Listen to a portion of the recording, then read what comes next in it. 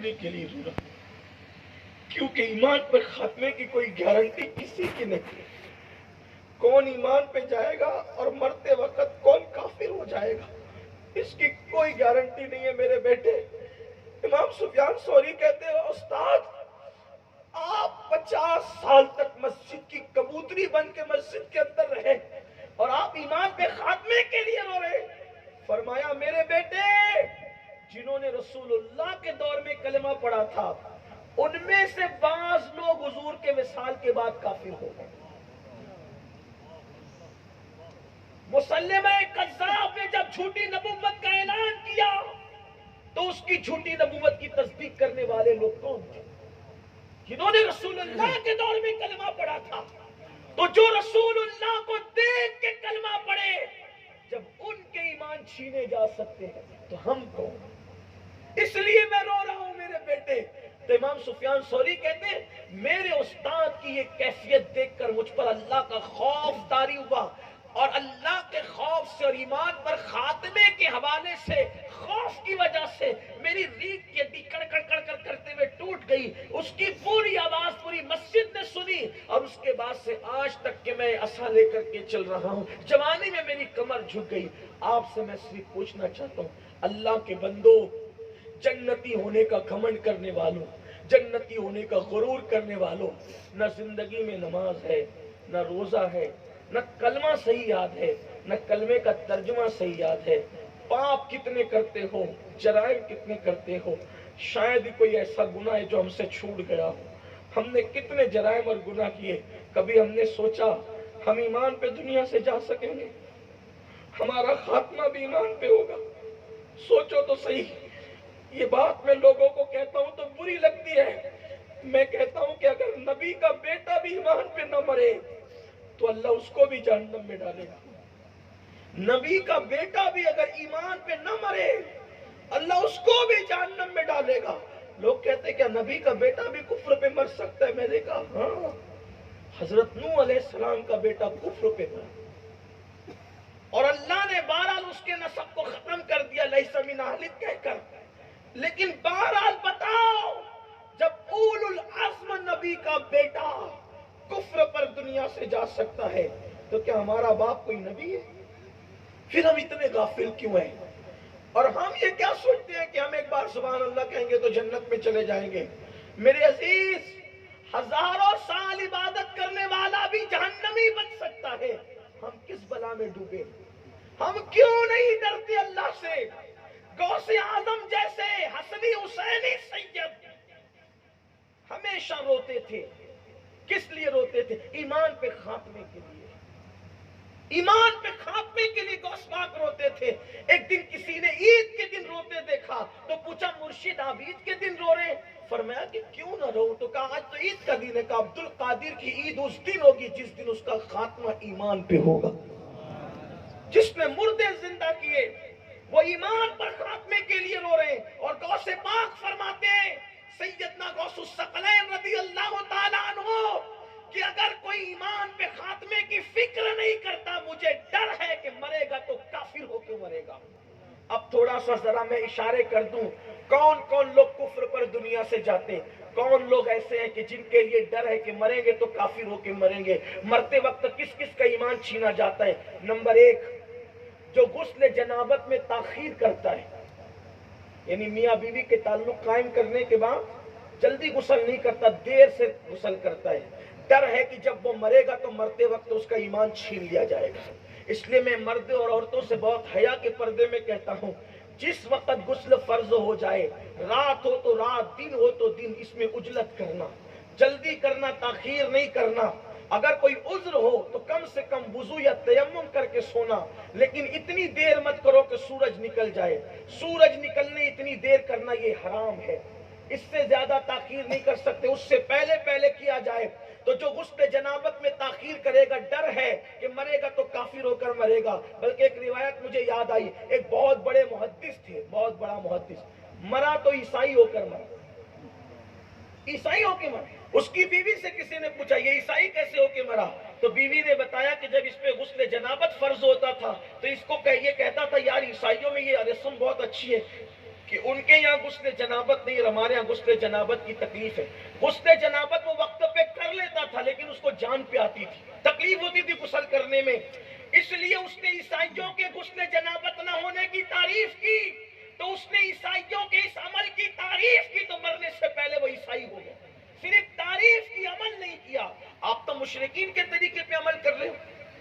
شادیوں میں مشرکوں کا طریقہ, خوشیوں میں مشرکوں کا طریقہ, زندگی گزارنے میں مشرکوں کا طریقہ, یہود و نصارہ کا طریقہ. اللہ کے بندو, شیطان کے کتنے بڑے جال میں پھنسے ہو, اپنے اوپر رحم کرو. تو نمبر 1, جو غسل جنابت نہیں کرتا یا دیر سے کرتا ہے, ڈر ہے, حتمی نہیں کہہ رہا ہوں, ڈر ہے کہ مرے گا تو کفر پہ مرے گا. نمبر 2, جو کسی مومن کو گالی دے, جو کسی مومن کو گالی دے, اس سے معافی نہ مانگے اور توبہ نہ کرے, ڈر ہے کہ مرے گا تو کفر پہ مرے گا. اب عام مومن کو گالی دے تو ڈر ہے کہ مرے گا تو کفر پہ مرے گا. تو جو اپنی بیوی کو ماں بہن کی گالی دیتا ہو, جو اپنے بچوں کو ماں بہن کی گالی دیتا ہو, جو اپنے پڑوسیوں کو ماں بہن کی گالی دیتا ہو, اس کا کیا انجام ہوگا؟ پھر اس کے بعد تیسری چیز, جو کسی کا دل دکھاتا ہو,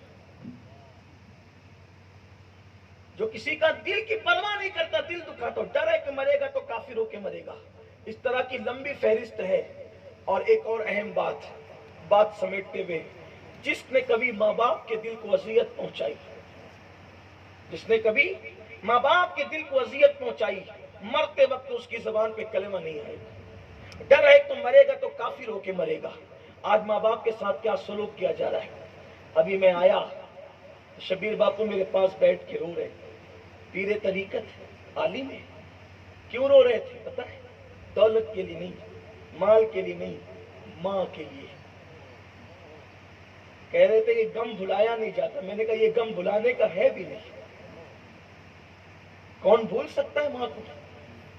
ماں کو کون؟ میں تو جوانوں کو یہی کہتا ہوں, ماں باپ جب تک ہے ان کی قدر کرو. اسی میں بات میں مکمل کروں گا کیونکہ جمعۃ المبارکہ کی نماز کا وقت قریب ہے. میں آپ کو صرف احساس دلا کر چلا جانا چاہتا ہوں, جب تک ماں باپ ان کی قدر کرو, ان کے غلام بن کر رہو, ان کے آقا نہ بنو. جب ان سے بات کرنے کا وقت آئے تو پہلے اجازت لو. ہمارے اسلام میں ماں باپ سے بات کرنے کا طریقہ کیا ہے؟ پہلے ماں باپ سے اجازت لو, اگر وہ اجازت دیں تو ان سے بات کرو. بات ایسے کرو جیسے کوئی غلام اپنے آقا سے بات کرتا ہے. یہ ہے ماں باپ سے بات کرنے کا طریقہ. میرے عزیز, تیرے ماں باپ سے بڑا تیرا کوئی مرشد نہیں. ماں باپ کی دعا وہاں پہنچائے گی جہاں کسی کی دعا نہیں پہنچا سکتی. اپنے ماں باپ کی قدر کرو, یہ بڑی عظیم نعمت ہے, بہت عظیم نعمت ہے. لوگ کیا جانے ماں باپ کیا ہے. میں اکثر لوگوں کو کہتا ہوں, یہ جھری پڑے ہوئے چہرے جو تمہارے ماں باپ کے بڑھاپے کی وجہ سے جن پہ جھریاں پڑ گئی ہے, یہ وہ چہرے ہیں کہ بڑے سے بڑا خوبصورت چہرہ دیکھنے پہ وہ اجر نہیں ملتا, وہ ثواب نہیں ملتا جو ان جھری پڑے ہوئے چہروں کو دیکھ کر کے ملتا ہے. میرے نبی نے فرمایا, جس نے ماں باپ کا چہرہ ایک مرتبہ محبت اور پیار سے دیکھ لیا, اللہ اس کو مقبول حج کا ثواب عطا فرماتا ہے. بڑی نعمت ہے, دعاؤں کا دروازہ کھلا ہوا ہے ان کے لیے جن کے ماں باپ دنیا میں موجود ہے. اللہ کے بندو, قدر نعمت بعد زوال, جب تک کہ نعمت موجود رہتی ہے اس کا احساس نہیں ہوتا. ان کے دلوں سے جا کے پوچھو جو اپنے ماں باپ کو قبروں میں دفن کر چکے. ہاں, ہر عبادت کی قضا ہے لیکن ماں باپ کا چہرہ دیکھنا وہ عبادت ہے. اس عبادت کی کوئی قضا نہیں ہے. اگر فجر کی نماز چھوٹ جائے, فرض ہے, اس کی قضا ہو سکتی ہے. حج فاسد ہو جائے, اس کی قضا ہو سکتی ہے. لیکن ماں باپ کا چہرہ دیکھنا وہ عبادت ہے, اس کی قضا نہیں. قضا اس کو کہتے ہیں کہ وقت چلے جانے کے بعد پھر اسی عبادت کو دوسرے وقت میں ادا کر لینا. اب ماں باپ کا چہرہ دیکھنے کی قضا کیا ہے؟ اگر وہ قبر کے اندر چلے گئے, وہ چہرہ کہاں سے لاؤ گے؟ وہ خد و خال کہاں سے لاؤ گے؟ وہ ممتا کا پیکر کہاں سے لاؤ گے؟ اللہ اکبر. یاد رکھو, جب تک یہ زندہ ہیں ان کو اپنا مخدوم سمجھو, ان کو اپنا ماما سمجھو, ان کو اپنا ملجا سمجھو. یاد رکھو, سب کی محبتوں میں ریاکاریاں ہو سکتی ہے لیکن ان کی کی محبتیں بہت خاص ہیں، بہت مخلصانہ ہیں، ان کی محبت میں کوئی دکھاوا نہیں، ان کی محبت میں کوئی اداکاری نہیں، ان کی محبت میں کوئی ریاکاری نہیں۔ میں اکثر لوگوں کو یہ بھی کہتا ہوں، یار لوگ ہم سے محبت نہیں کرتے ہیں، ہمارے فن سے محبت کرتے ہیں، ہمارے علم سے محبت کرتے ہیں، ہماری آوازوں سے محبت کرتے ہیں۔ مثال کے طور پہ کوئی نعت خواں ہے، لوگ اس کو عزت کیوں دیتے؟ وہ اچھی نعت پڑھتا ہے۔ کوئی عالم ہے، لوگ اس کو عزت کیوں دیتے؟ اس لیے کہ اس کے پاس علم ہے۔ کوئی ولی ہے، لوگ اس کو عزت کیوں دیتے؟ اس کے پاس تقویٰ ہے۔ اس سے پیار نہیں ہے، اس کی اداؤں سے، اس کی صفتوں سے پیار ہے۔ تنہا ماں باپ ہے جو ہماری اداؤں سے نہیں، ہماری ذات سے محبت کرتے ہیں۔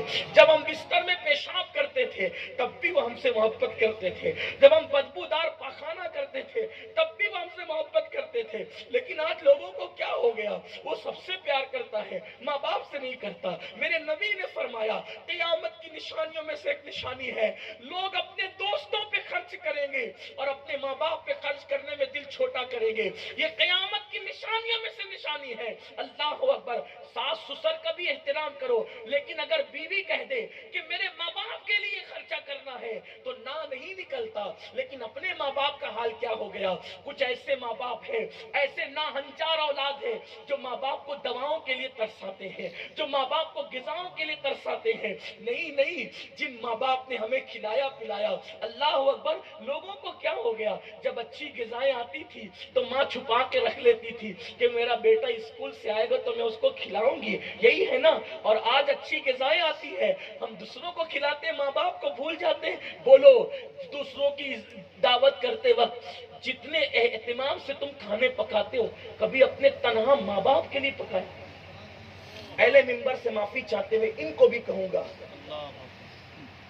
میں حالانکہ ان کو نصیحت کے قابل نہیں ہوں، ان کی پیر کی جوتیوں کے دھول کے برابر نہیں ہوں، لیکن ایک احساس ان کو بھی دلانا چاہتا ہوں۔ کوئی دن ایسا گزرا جس نے سوچا کہ آج ہم اپنے ماں باپ کی دعوت کریں گے؟ کبھی ایسے گزرا کوئی دن اپنے ماں باپ کی دعوت کریں گے اور اس میں اتنا اچھا پکواؤں گا جس میں اپنے بہت معزز مہمان کے لیے پکواتا ہوں؟ کبھی ایسا ہوا؟ اگر ہوا تو مبارکباد، نہیں تو آپ سب کو کھلا رہے اور جس کے صدقے میں تمہیں روزی مل رہی ہے، روزی تمہیں ماں باپ کے صدقے میں ملتی ہے۔ اللہ کے رسول علیہ السلام نے فرمایا جو نماز کے بعد ماں باپ کی مغفرت کی دعا کرتا ہے اللہ اسے مالا مال کر دیتا ہے اور اس کی عمر میں اضافہ کرتا ہے۔ جس کی وجہ سے عمر بڑھے، جس کی وجہ سے روزی بڑھے، ان ماں باپ کے لیے کیا ہے؟ ارے کبھی سب کو گفٹ دینے والوں اپنے ماں باپ کو بھی گفٹ دو، سب کو نذرانے دینے والوں اپنے ماں باپ کو بھی نذرانے دو، سب کے ہاتھ چومنے والوں اپنے ماں باپ کے بھی ہاتھ پیر چومو۔ آپ یاد رکھیں ان کی دعا میں وہ تاثیر ہے۔ پوری کائنات مل جائے کسی کے لیے بد دعا کرنے، پوری کائنات مل جائے کسی کے لیے بد دعا کرنے اور تنہا اس کی ماں اس کے لیے دعا کرے تو اللہ کائنات کی بد دعا کو رد کر دے گا، ماں کی دعا کو قبول کر لے گا۔ اور پوری کائنات کسی کے لیے مل کے دعا کرے اور اس کی ماں اکیلے بد دعا کرے، اللہ پوری کائنات کی دعا رد کرے گا، باقی بد دعا کو قبول کرے گا۔ جاتے جاتے مجھے یاد آ رہا ہے، حصول برکت کے لیے میرے نبی کی امی جان کا ذکر مجھے یاد آ رہا ہے، مجھے اپنے نبی کی مقدس ماں یاد آ رہی ہے جو مجھے بہت خوبصورت لگتا ہے یہ عنوان۔ میں اپنے بہت سارے بھائی مجھے کہتے ہیں سید صاحب ہماری دعا قبول ہونے میں دیر ہو رہی ہے، میں کہتا ہوں طریقہ بتاؤں ایک دم ارجنٹ دعا قبول کرنے کی۔ جب دعا میں بہت قبولیت میں تاخیر ہوا کرے تو 3 نام لے لیا کر، ایک تو نبی کی بیٹی سیدہ فاطمہ، ایک نبی کی امی سیدہ آمنہ اور ایک نبی کے ابا جان سیدنا عبداللہ۔ یہ 3 نام لیا کر، سب نام عزت والے ہیں لیکن اگر بہت تیر تیزی سے پھینکنا ہے کہ ابھی لگے تو یہ 3 نام لے کر کے دیکھو اور خلوص سے لے کر دیکھو، یقین سے لے کے دیکھو، واللہ واللہ تاللہ باللہ۔ اگر اسی وقت دعا کا اثر نظر نہ آئے تو آپ میرا دامن پکڑے۔ میں اتنے یقین کے ساتھ کوئی بات نہیں کرتا لیکن یہ بات میرے تجربے کی ہے، یہ بات میرے تجربے کی ہے، اس لیے کہ میں سوچتا ہوں اگر میری ماں کی کوئی خدمت کرے تو مجھے اس پہ کتنا پیار آئے گا۔ کوئی نبی کی ماں کی خدمت کرے اور سوچو تو صحیح، ماں ہونے کے اعتبار سے نبی کی ماں کے برابر کون سی ماں ہے؟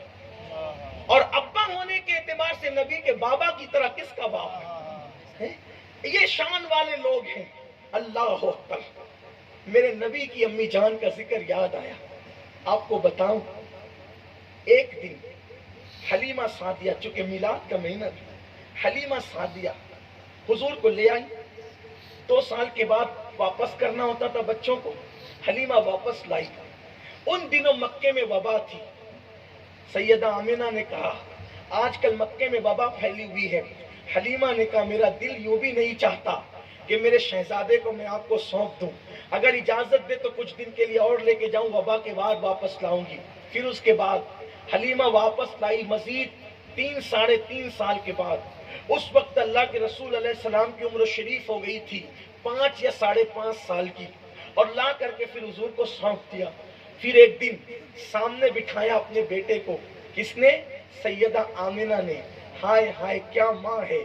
اللہ اس ماں کے صدقے ہم سب کا خاتمہ ایمان پر فرمائے۔ اس ماں کے صدقے لوگ ان کو مومن نہیں مانتے۔ میں تو یہی کہتا ہوں نبی کے خاندان کے ساتھ چٹنگ یہی ہوئی ہے کہ نبی کے خاندان والوں کو کافر بتانا شروع کر دو۔ نادان، جب تیرے باپ کو کوئی کافر کہے تو تجھے کیا لگتا ہے؟ تو نبی کے بابا کو کافر کہتا ہے، تو نبی کی امی کو کافر کہتا ہے۔ سوچ تو صحیح۔ میں کہتا ہوں اس قوم سے بدترین قوم کون سی ہوگی جس نبی نے پوری کائنات کو ایمان عطا کیا؟ لوگ ان کے ماں باپ پہ بھی کفر کے فتوے داغتے ہیں، لوگ ان کی پرورش کرنے والوں پہ بھی کفر کے فتوے داغتے ہیں۔ حیرت کی بات ہے۔ بہت افسوس ہے مجھے اس قوم پر جنہوں نے گود میں کھلایا۔ ہاں، کیا ہو گیا لوگوں کو؟ اور کہتے کافر کو بھی کافر نہ کہو، کافروں سے اتنی محبت کہ ان کو کافر نہ کہو، اور نبی کے ماں باپ کو کافر کہتے پھرو۔ کیا انداز ہو گیا لوگوں کا؟ بہرحال اس پہ جتنا رونا روئے کم ہے۔ جمعہ کا بھی مجھے خیال ہے، عرض یہ کر رہا تھا کہ اپنے سامنے بٹھایا حضور کو اور کہنے لگی میرے بیٹے، جب تم اپنے ماں کے پیٹ میں صرف 2 مہینے کے تھے اس وقت تمہارے بابا دنیا سے رخصت ہو گئے۔ ان کا مزار مدینہ منورہ کہوں گا، حالانکہ انہوں نے یثرب کہا تھا، اب ہم نہیں کہہ سکتے یثرب، مدینہ منورہ میں ہے۔ تو میری چاہت یہ ہے کہ میں تمہیں وہاں لے چلوں تاکہ تم اپنے بابا کی مزار دیکھ سکو، قبر دیکھ سکو۔ اس سے پتہ چلا نبی نے اپنی زندگی کا سب سے پہلا سفر اگر کیا ہے تو کسی مزار پر جانے کے لیے کیا ہے۔ نبی کا پہلا سفر نہ دعوت و تبلیغ کے لیے ہے، نہ جہاد کے لیے ہے، نہ کسی سے ملاقات کے لیے ہے۔ رسول اللہ کی زندگی کا پہلا سفر والد بزرگوار کی مزار پر جانے کے لیے ہے۔ اب میں یہ نہیں کہوں گا کہ زیارت کی تھی یا زیارت کروائی تھی، اب یہ تو اللہ جانے کی تھی یا کروائی تھی، اس لیے کہ ہمارے نبی کی شان ہے۔ میرے آقا علیہ السلام کے غلاموں، ماں کہتی میرے بیٹے میں تمہیں اپنے بابا کے مزار پہ لے جانا چاہتی ہوں، میرے ساتھ چلو۔ حضرت عبد المطلب کی سے اجازت لی اور اپنی کنیز، اصل میں وہ کنیز تھی جناب عبداللہ کی، حضرت عبداللہ سے جناب آمنہ کو ملی تھی، اور جناب آمنہ سے پھر یہ حضور علیہ السلام کو ملی۔ آخری عمر تک یہ حضور کے پاس رہی، حضور کے بعد بھی یہ حیات رہی۔ اس کنیز کا نام ہے، برکت والی کنیز کو ام ایمن کہتے ہیں۔ اللہ اکبر۔ یہ 3 رکنی قافلہ نکلا جس میں 2 خواتین تھی، اور اس میں ننھے سے معصوم پیغمبر 6 سال کے تھے۔ میرے آقا نے مکے سے مدینہ منورہ کا سفر طے کیا اور مدینہ منورہ گئے، اپنے والد بزرگوار پہ مزار کی حاضری کے لیے وہاں پہنچے، اور وہاں پہنچنے کے بعد اصل میں ملک شام جا رہے تھے۔ آپ کے والد بزرگوار تجارت کے لیے واپس آنے لگے تو بیمار ہو گئے۔ وہی مدینہ منورہ میں میرے نبی کے والد کا ننیال تھا، وہاں قیام کیا اور وہیں پہ وصال ہو گیا۔ بہت چھوٹی سی عمر میں وصال ہوا، ابھی داڑھی کے بال نکلنا شروع ہی ہوئے تھے کہ میرے نبی کے والد بزرگوار کا وصال ہو گیا۔ فرشتوں نے کہا اللہ تیرا نبی یتیم ہو گیا۔ اللہ نے فرمایا میں اپنے نبی کی کفالت کرنے والا خود ہوں، میں اپنے نبی کی تربیت کرنے والا خود ہوں۔ دراصل اللہ کی غیرت تو دیکھو نبی کے حوالے سے۔ دراصل اگر کوئی ایسا ہوتا ہے نا، بہت اچھا انسان ہوتا ہے، کردار اخلاق اچھے ہوتے، تو لوگ کیا کہتے ہیں؟ اس کے ماں باپ نے بڑی اچھی تربیت کی ہے۔ ایسے ہی کہتے ہیں نا، ایسے ہی کہتے ہیں اس کے ماں باپ نے بڑی اچھی تربیت کی ہے، یعنی انسان پہ احسان ہوتا ہے ماں باپ کا۔ اب میرے نبی تو اخلاق کے معاملے میں خلق عظیم والے تھے، علم کے معاملے میں ما کان و ما یکن والے تھے، کردار اور گفتار کے معاملے میں بے مثال تھے۔ تو اللہ اللہ نے نبی کے ماں باپ کا سایہ پہلے اٹھا لیا، کوئی یہ نہ کہہ سکے کہ ان کی تربیت ماں باپ نے اچھی کی۔ محبوب تم پر تمہارے ماں باپ کا احسان بھی مجھے گوارا نہیں ہے، تم پر تو احسان صرف میرا ہوگا اور کسی کا نہیں ہوگا۔ اس لیے اللہ نے اٹھا لیا۔ محبوب کے والد بہرحال مزار پر گئے۔ آپ کی امی جان بہت اچھی شاعرہ بھی تھی، بہت اچھی شاعرہ تھی حضور کی امی جان۔ وہاں آپ نے شعر کہے اور شعر کہنے کے بعد طبیعت کے اندر تبدیلی آئی، بخار آیا، اور پھر جب روانہ ہونے لگے تو بخار بڑھتا گیا، بیماری بڑھتی گئی، اور مکہ جاتے ہوئے ایک مقام آتا ہے جس کو مقام ابوا کہتے ہیں۔ جب طبیعت میں زیادہ علالت پائی گئی تو ام ایمن نے مشورہ دیا کہ ہم تھوڑا سا راستے سے ہٹ کر ایک چھوٹا سا ٹیلہ یہاں رک جاتے ہیں، اور وہاں وہ رک گئے، اور پھر ایک پتھر کا تکیہ دے دیا گیا، ایک چادر بچھا دی گئی، اور نبی کی امی جان کو اس پہ لٹا دیا گیا۔ اب نہ وہاں کوئی دوائی تھی، نہ کوئی انتظام تھا، نہ کچھ اور تھا، نبی کی امی جان لیٹی ہوئی۔ امام قسطلانی جیسے لوگ اس کو پورا اس پس منظر کو اور بھی لوگوں نے بیان کیا ہے۔ آپ میرے نبی کا چہرہ دیکھ رہی تھی، اور چہرہ دیکھتے ہوئے نبی کی شان میں اشعار پڑھ رہی تھی۔ اس امت میں سب سے پہلے جس نے نعت نبی کہی ہے وہ میرے نبی کی امی جان سیدہ آمنہ ہے، اور دوسرے ان کے بعد پھر کسی نے نعت پڑھی ہے یا نعت کہی ہے تو وہ علی مرتضیٰ کے والد جناب ابو طالب ہے۔ حضور اکرم صلی اللہ علیہ وسلم سامنے بیٹھے ہوئے ہیں اور سیدہ آمنہ دیکھ رہی، بہت سی اشعار کہے، اس میں سے چند شعر کا مفہوم یہ ہے، فرماتی ہیں کہ میں نے ولادت کے وقت وہ منظر دیکھا کہ ملک شام کے محلات تیرے نور میں دیکھے، میں نے مشرق و مغرب میں تیری آمد پہ جھنڈے دیکھے، میں نے انبیاء کرام کی بشارتیں سنی تیری آمد پر، میں سمجھ گئی کہ میں نے جس بچے کو پیدا کیا وہ کوئی معمولی بچہ نہیں ہے، وہ شان والا بچہ ہے۔ اور پھر کہتی ہیں کہ ہر نئی چیز پرانی ہو جائے گی، ہر نئی چیز پرانی ہو جائے گی، ہر چیز فنا ہو جائے گی، ہر ایک کو بھلا دیا جائے گا، لیکن آمنہ کو کبھی بھلایا نہیں جائے گا، آمنہ کو ہمیشہ یاد کیا جائے گا، کیونکہ میں نے ایسے کو پیدا کیا ہے کہ اس کی وجہ سے قیامت تک میرا ذکر زندہ رہے گا۔ اور یہ خوبصورت چہرے والا جو یتیموں کا غمگسار ہوگا، بیواؤں کا مددگار ہوگا، میں نے ایسے بیٹے کو جنم دیا ہے۔ اس طریقے کی تعریفی اشعار کرتے کرتے اچانک ہچکیاں آنے لگی، اور سیدہ آمنہ خاتون میرے نبی کو دیکھتے دیکھتے اس دنیا سے رخصت ہو گئی۔ جب رخصت ہو گئی تو آواز بند ہو گئی۔ اب تک میرے نبی نے کسی کو دنیا سے جاتے نہیں دیکھا تھا، پہلا اتفاق تھا، پہلا حادثہ تھا کسی کو دنیا سے جاتا ہوا دیکھنے کا۔ میرے آقا نے ماں کو جاتے ہوئے دیکھا، ایک طرف ام ایمن ہے، دوسری طرف میرے آقا ہے۔ جب وہ سیدہ آمنہ خاموش ہو گئی تو ماں کے سینے پہ ہاتھ رکھ کے حضور کہتے، امی تھوڑی دیر پہلے جو تم کہہ رہی تھی ذرا ایک مرتبہ مجھے اور سنا دو نا، یعنی وہ نعت کے اشعار حضور پھر سننا چاہتے تھے۔ امی جان ایک بار پھر سنا دو نا۔ ام ایمن نے سینے سے چمٹایا، کہنے لگی بیٹا جو ایک بار دنیا سے چلے جاتے ہیں وہ دوبارہ بولا نہیں کرتے۔ میں کہتا ہوں یہ اللہ کی قدرت تھی کہ ام ایمن سے جملے کہلوا دیے، ورنہ میرا ایمان کہتا ہے اگر دوسری مرتبہ حضور کہہ دیتے امی بولو تو تاریخ بن جاتی، میرے نبی کی ماں بول پڑتی۔ پھر ام ایمن نے کہا بیٹا جو دنیا سے چلے جاتے ہیں، جو دنیا سے چلے جاتے ہیں وہ بولا نہیں کرتے، ان کو دفن کرتے ہیں۔ اور پھر اس کے بعد ام ایمن نے اور میرے نبی نے مل کر نبی کی ماں کے لیے قبر کھودی۔ یہ پہلی اور آخری قبر تھی جو حضور نے کھودی، اس سے پہلے کوئی قبر نہ کھودی تھی، اس کے بعد مکمل کوئی قبر حضور نے نہ کھودی۔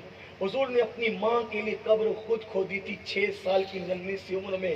اللہ نے اتنی سخت مٹی کو نبی کے ہاتھوں پہ نرم کر دیا تھا اور قبر کھودی، اور اس کے بعد میرے نبی قبر میں خود اترے اور ام ایمن کی مدد سے اپنی ماں کو قبر میں اتارا، اور قبر میں اتار کر کے پھر جب مٹی برابر کر دی گئی تو ام ایمن نے ہاتھ پکڑا، کیونکہ جب دنیا سے جا رہی تھی سیدہ آمنہ تو ام ایمن کو مخاطب کر کے یہ بھی کہا تو ام ایمن میری یہ امانت صحیح سلامت عبد المطلب تک پہنچا دینا، کیونکہ میں نے بہت قیمتی بیٹے کو جنم دیا ہے، اور اس کا خیال کرنا، اس کا خیال کرنا۔ ام ایمن کو یہ نصیحتیں یاد تھی۔ ام ایمن نے آخری وقت تک نبھایا۔ جب حضور کی امی کو دفن کر دیا، قبر بن گئی ابوا میں، ہاتھ پکڑ کر ٹیلے سے اترنے لگی تو میرے آقا نے بڑی معصومیت سے پوچھا، ام ایمن میری امی؟ چھوٹے چھوٹے بچے ابا ہو، دادی ہو، سب ہو، پوچھتے ہیں نا امی، امی کہاں ہے؟ بچے ماں کے بغیر نہیں رہتے۔ گویا کہ یہ بھی فطرت ہے۔ حضور کے معصوم بچپنے نے پوچھا، ام ایمن میری امی؟ ام ایمن پھوٹ پھوٹ کے رونے لگی اور فرمایا، بیٹے اب تمہاری ماں ہمیشہ یہی رہے گی، اب تمہاری ماں ہمارے ساتھ نہیں جائے گی۔ حضور نے ہاتھ چھڑایا، ہاتھ چھڑا کر کے ٹیلے کی طرف واپس گئے۔ ام ایمن دیکھنے لگی کہاں ہے، تو کیا دیکھا؟ حضور ماں کی قبر پہ سر رکھ کر رو رہے تھے، اور یہ جملے تھے، امی تمہیں تو پتا تھا نا کہ تمہارے سوا اس وقت دنیا میں میرا کوئی نہیں۔ یہ احساس اس کو تھا جس کے لیے اللہ فرما رہا ہے، الم یجدک یتیما فآویٰ ووجدک ضالا فہدیٰ۔ حضور ماں کے لیے کہہ رہے ہیں، امی آپ کو تو پتا تھا نا کہ میرا آپ کے سوا کوئی نہیں، آپ بھی چلی گئی دنیا سے۔ ام ایمن نے پھر سینے سے لگایا، اس لیے کہ ماں سب کو یاد آتی ہے، بس ماں کی اہمیت ہونی چاہیے، ماں کی اہمیت ہونی چاہیے، ماں سب کو یاد آتی ہے۔ حضور کو اٹھائی، سینے سے لگایا، اور جب ام ایمن کہتی ہے، جب اپنی گھٹنی کے آگے حضور کو بٹھا کے لے جا رہی تھی، حضور پلٹ پلٹ کر ابوا کی اس ٹیلے کی طرف دیکھ رہے تھے، اور ایسا لگتا تھا جیسے ماں کا انتظار کر رہے تھے کہ ماں ابھی قبر سے نکل کر پھر ساتھ چلنے لگے گی۔ ماں کو پلٹ پلٹ کر قبروں کو دیکھتے تھے۔ پتہ نہیں حضور نے اپنے آنسوؤں کو کیسے خشک کیا، لیکن آخری بات یہ کہہ دوں، پوری زندگی حضور اپنی ماں کو یاد کرتے رہے، اور کس طرح یاد کرتے رہے؟ امام ابن جریر طبری لکھتے ہیں کہ ایک دن مغرب کی نماز کے بعد مسجد نبوی میں بیٹھ کر میرے آقا رو رہے تھے، آنکھ میں آنسو تھے۔ صحابہ نے حضور کو روتے دیکھا، پوچھا یا رسول اللہ رونے کا کوئی سبب نہیں، کیوں رو رہے ہیں، کیوں رو رہے ہیں آقا؟ سرکار نے فرمایا، آج میری ماں آمنہ کی مجھے یاد آ گئی، میری ماں کی یاد آ گئی۔ میرے جوانوں تم خواب غفلت میں ہو، بہت خواب غفلت میں ہو، تمہیں ماں باپ کی قدر نہیں، ان کے بڑھاپے پہ ترس کھاؤ، ان کے بڑھاپے پہ رحم کرو، جیسے انہوں نے ہمارے بچپن میں ہم پہ رحم کیا، ان سے پیار کرو۔ جس دن ان کو قبر میں دفنا دو گے اس دن پچھتاؤ گے۔ دنیا کی پوری دولت دے کر ایک لمحے کے لیے ماں باپ کا چہرہ دیکھنا چاہو گے تو تمہیں وہ چہرہ نظر نہیں آئے گا۔ بہت سے ایسے ہیں جو خواب میں دیکھنے کی تمنا کریں گے تو خواب میں بھی ان کو ماں باپ کا چہرہ نظر نہیں آئے گا۔ میں اپنی بہنوں سے ہاتھ جوڑ کے گزارش کرتا ہوں کہ وہ بھی اپنے ماں باپ کا خیال کرے، اور اپنے شوہر کے ماں باپ پہ ظلم نہ کرے، اپنے شوہر کے ماں باپ کے خلاف شوہر کو نہ ورگلائے، ورنہ تمہارا شوہر جہنم کا ایندھن بنے گا۔ اللہ اکبر۔ میرے نبی کے گھر میں کمی کیا تھی؟ کس چیز کی کمی ہے؟ مولا تیری گلی میں، دنیا تیری گلی میں، عقبہ تیری گلی میں جو نبی لوگوں کو جنت بانٹتے ہوں، وہ نبی بھی رو رہے ہیں۔ صحابہ نے پوچھا حضور رونے کا وقت تو نہیں، رونے کا ٹائم تو نہیں، رونے کا ماحول تو نہیں؟ فرمایا آج میری امی حضرت آمنہ مجھے یاد آ گئی، اس لیے میں رو رہا ہوں، ماں یاد آئی اس لیے رو رہا ہوں۔ اللہ تیرے نبی کی ماں کے صدقے ہمارے ماں باپ کی عمر کو دراز کر، وہ جب تک جیے وہ ہم سے راضی رہیں، وہ جب تک جیے وہ ہم سے راضی رہیں، ہم ان کی غلام کی طرح خدمت کرتے رہیں، غلام بن کر ان کی خدمت کرتے ہیں، ان کو اپنا بادشاہ اور آقا مانتے رہیں۔ اللہ انہیں ہمیشہ راضی رکھنا ہم سے، اور جن کے ماں باپ دنیا سے چلے گئے اللہ ان کی مغفرت فرما۔ تیرے نبی کی مقدس والدہ کے صدقے آقا فرماتے ہیں میری ماں آمنہ کی مجھے یاد آ گئی۔ جب آقا کا ماں آمنہ کا ذکر سنا سارے صحابہ رونے لگے، کیونکہ آج ہمیں اگر ماں کی اہمیت ہے تو نبی کی وجہ سے ہے۔ نبی نے ماں کی اہمیت بتائی ہے. جب نبی رو رہے تھے تو سب رو رہے تھے.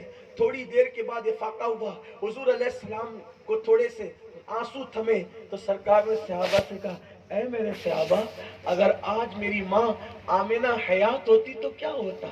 آج میری امی اگر آمنہ حیات ہوتی تو کیا ہوتا؟ صحابہ نے پوچھا حضور کیا ہوتا؟ صحابہ نے پوچھا حضور کیا ہوتا؟ آقا فرماتے, میں تم لوگوں کو نماز پڑھا رہا ہوتا مسجد نبوی کے مصلی پر, میں تم لوگوں کو نماز پڑھا رہا ہوتا اور میری ماں کو میری ضرورت پیش آتی. میری ماں مجھے پکارتی, محمد ادھر آؤ, محمد ادھر آؤ. کب؟ جب نماز, حضور فرض نماز پڑھا رہے ہوتے صحابہ کو مصلی امامت پر, اور فرماتے میری ماں کو میری ضرورت پیش آتی اور میری ماں مجھے پکارتی محمد ادھر آؤ, تو میں اپنی ماں کی آواز سنتا اور آواز سن کر میں نماز کو توڑ دیتا, نماز کو چھوڑ دیتا اور لبیک کہتے ہوئے اپنی ماں کی بارگاہ میں حاضر ہو جاتا. یہ ماں ہے, یہ ماں کی شان ہے. آپ سے کہتا ہوں ماں باپ کی قدر کرو, ورنہ ماں باپ کی قدر نہیں کی تو فرمایا گیا مرو گے تو کلمہ زبان پہ نہیں آئے گا, ایمان پہ دنیا سے جانا مشکل ہو جائے گا.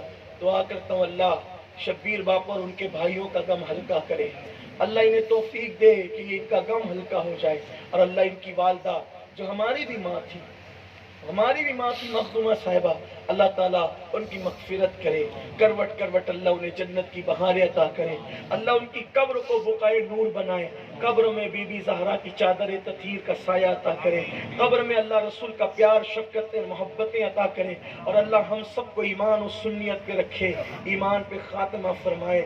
آپ ڈر گئے ہوں گے نا, میری بات سن کر کے ڈر گئے ہوں گے کہ ایمان پہ خاتمہ کتنا مشکل ہے, لیکن ایک بات عرض کر دوں, کیونکہ جب خوف کی بات ہو تو امید کی بات بھی ہو جائے. ایک بات عرض کر دوں, بات ختم کرتے کرتے, کوئی بھی عمل کر لو ایمان پہ خاتمے کی کوئی گارنٹی نہیں ہے, لیکن ایک عمل ایسا ہے جس کی بنیاد پہ میرے نبی نے ایمان پہ خاتمے کی گارنٹی دی ہے.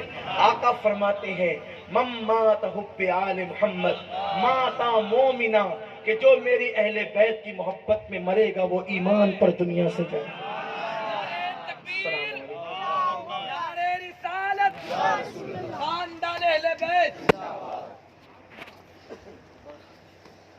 یا نبی سلام علیکہ, یا رسول سلام علیکہ, یا حبیب سلام علیکہ, صلوات اللہ علیکہ, یا نبی سلام علیکہ, یا رسول سلام علیکہ, یا حبیب سلام علیکہ, صلوات اللہ. آپ کا تشریف لانا وقت بھی کتنا سہانا, جگمگا اٹھا زمانہ, حوریں گاتی تھی ترانہ. یا نبی سلام علیکہ, یا رسول سلام علیکہ, یا حبیب سلام علیکہ, صلوات اللہ علیکہ. کچھ نہ کی ہم نے کمائی, عمر ساری یوں گوائی, اے عرب والے دو بھائی, کیجئے مشکل کشائی. یا نبی سلام علیکہ, یا رسول سلام علیکہ, یا حبیب سلام علیکہ, صلوات اللہ علیکہ. الصلاة والسلام عليك يا رسول الله, الصلاة والسلام عليك يا حبيب الله, الصلاة والسلام عليك يا نبي الله وعلى آله وصحبه يا نور الله, صلى الله عليه وسلم. الفاتحة.